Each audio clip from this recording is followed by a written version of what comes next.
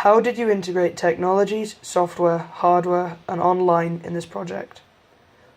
We used Blogger primarily, as this was the site where we uploaded all of our work.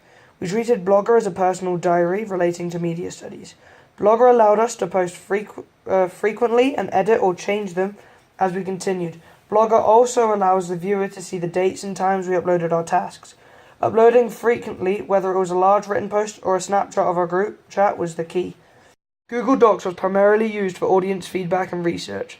For example, our online survey was sent out from Google Forms. The link was sent as a mass email to the entire secondary sector of our school in one easy click, which was made possible thanks to Microsoft Outlook Office, a variation of Hotmail that captures to work our professional environments. Google Docs was used to prevent a summary of answers to the multiple choice questions asked in our survey.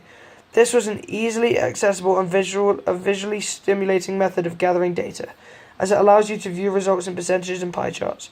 In this instance, some of the things we found out was preferable for our target audience.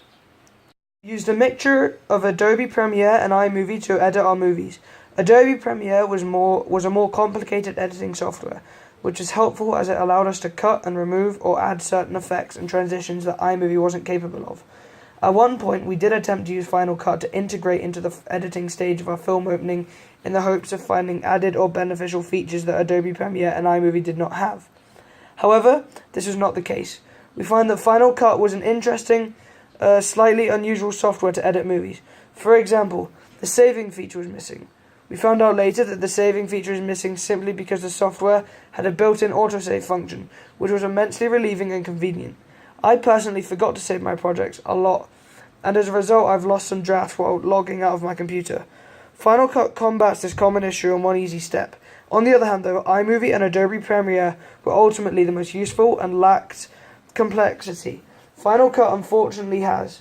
Therefore, we used it for the majority of the time. Websites and filmmaking blogs such as the Film Book were also extremely beneficial in aiding us to produce a smooth, efficient film opening. For example, the Film Book suggested some tips on how to manually handle a GoPro so as to reduce shakiness and stabilize the setting in a point of view shot.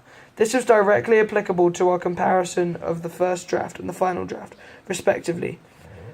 On the first day of shooting, we attempted to shoot the POV scene of one of the characters driving on a quad bike, but due to the bumpy desert location and the noisy quad bike, the result was unimpressive. The footage was shaky, and in clearly amateur fashion rather than purposefully. The frames were overexposed, the lighting was too saturated, as well as a handful of sound issues. Through some articles from the Film Book, this was able to be addressed. Another influential blog was the No Film School, a popular website for independent filmmakers that provided its readers with fresh and innovative methods to film on a budget. No Film School's article on the rule of thirds was especially helpful for me, personally, in understanding composition techniques. Premium Beat gave us a practical outlook on filmmaking in general, but was practically notable in its wide range of royalty-free music tracks.